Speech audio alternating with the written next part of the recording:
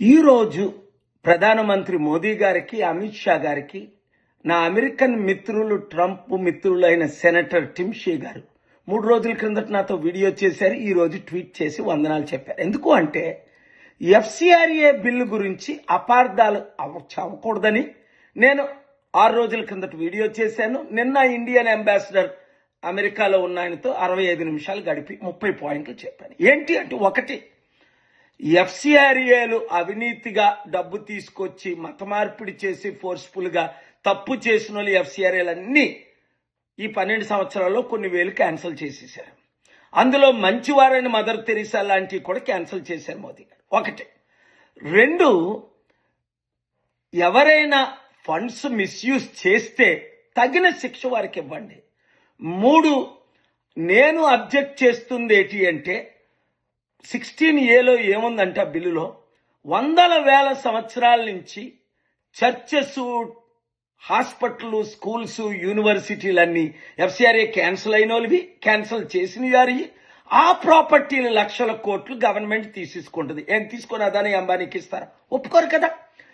చట్ట ప్రకారం మాకు ఈ ప్రాపర్టీ వద్దు, ఇది ఫారెన్ ఫండ్ తో కట్టారు, విదేశీ డబ్బుతాము, ఆ డబ్బులు తిరిగి ఇచ్చిమని క్లాజ్ ఉంది. ఢిల్లీ హైకోర్టు కూడా తీర్పు ఉంది. ఇప్పుడు నేనే ఉన్నాను. 37 సంవత్సరాలు నా సొంత కష్టార్జితో రూపాయి 200 దేశాల్లో ఏ క్రిస్టియన్ చర్చెస్ ధర, ముస్లిం మాస్క్ ధర తీసుకోకుండా ఒక యాక్టర్ ఎలా సంపాదిస్తాడో అలా సంపాదించింది ₹1,00,000 నా పేరు ఉంచుకోకుండా లక్షల కోట్లు ప్రపంచానికి దానం చేసి లక్షల అనాథుల వితంతులను కాపాడుకున్నాను. ఒక్కరిని కన్వర్ట్ చేయలేదు. సరికదా తిరుపతి ఆస్తులు దోచుకుంటానంటే నేను చాలా అబ్జెక్ట్ చేశాను.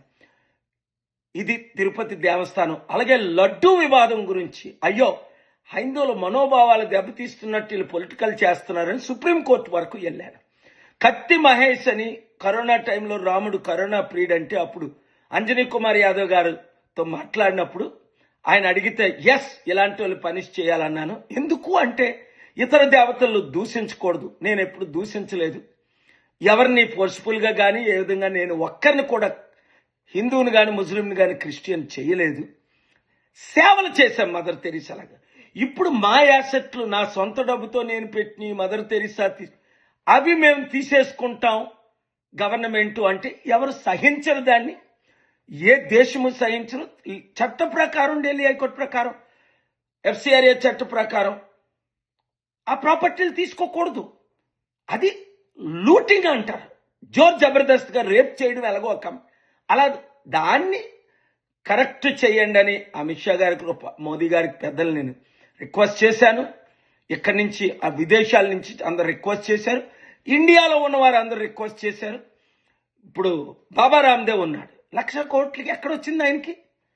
ఎలాగ గురువులు, ఇది క్రిస్టియన్ల అవినీతులు అయితే ఇతరులు కూడా కొంతమంది అవినీతి చేస్తున్నారు కదా. అవినీతి చేసిన వాళ్ళు ఎవరైనా సరే చట్టపరంగా వారిని శిక్షించండి. 1 సంవత్సరం జైలు, 10 సంవత్సరాలు ఇవ్వండి. ఎక్కడి నుంచి డబ్బులు వస్తున్నాయి, ఎలా మానిటర్ చేస్తాను కంపల్సరీగా చేయాలా. మీకు దగ్గర ఆడిట్లు ఉన్నాయి. అలాగని మంచి చేసేవారి కూడా క్యాన్సిల్ చేసి రెస్టోర్ చేయమని నేను రిక్వెస్ట్ చేస్తున్నాను. ఈ వీడియో అపార్థం చేసుకోకుండా ప్రతి ఒక్కరికి షేర్ చేయమని, అలాగే సెనేటర్ గారు నాతో, అమెరికన్ సెనేటర్ ట్రంప్ గారి ఫ్రెండ్ కూర్చున్న వీడియో కూడా షేర్ చేయండి. ఆయన చేసిన ట్వీట్ ని షేర్ చేయండి. అందరికీ మనోనేత్రాలు తెరిచేటట్టు కొంతమంది మిస్గైడ్ చేసి హిందూ క్రిస్టియన్ మధ్య గొడవలు పెట్టడానికి ముస్లిం చూస్తున్నారు. వద్దు. హిందువులు జై శ్రీరామ్ అంటారు, క్రిస్టియన్స్ జై జీసస్ అంటారు, ముస్లిమ్స్ జై అల్లా అంటారు. అది మన ఇండియాలో ఉన్న డెమోక్రసీ. అది ఎప్పుడు కాపాడుకోవాలి. Thank you very much. God bless you. ఈ వీడియో అందరికీ షేర్ చేయండి.